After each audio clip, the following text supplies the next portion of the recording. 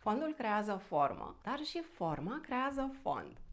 Un anunț desprins din estetica și psihologia modernă, dar care explică foarte bine cum funcționează unele practici yoghine străvechi. De exemplu, atunci când ești agitat, asta ar corespunde fondului. Una dintre formele prin care se exprimă agitația este respirația sacadată, agitată, incompletă. În yoga lucrăm de multe ori asupra formei pentru a influența fondul. Lucrăm cu respirația, forma, pentru a schimba fondul, care este spațiul mental. De altfel, ar fi greu să liniștim mintea folosind tot mintea. În momentul în care vântul respirației se liniștește, lacul minții se liniștește și el. Practicile de asane au și ele rolul de a învăța corpul, adică forma, să stea nemișcat cât mai mult timp, ceea ce se va reflecta și asupra fondului și valurile minții se vor stabiliza. Forma în sine a posturii, că tot vorbim despre formă, are și ea efecte. Postura copilului, de exemplu,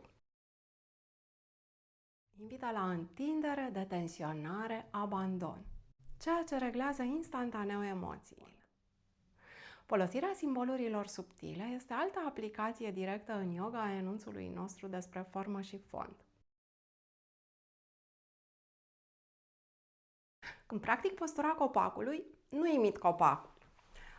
Ce e drept și imit copacul, dar mai mult decât atât exprim esența copacului. Rădăcini, deci stabilitate, dar și flexibilitate. Postura războinicului vine cu o anumită atitudine.